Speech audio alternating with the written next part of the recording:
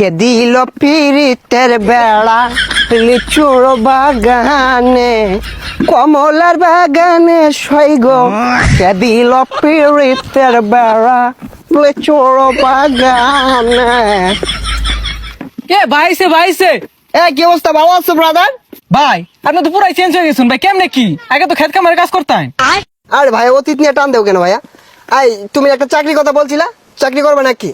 সেনাবাহিনীতে ঢুকাই দিই তোমারে? উচ্চতা তো ভালোই আছে তোমার।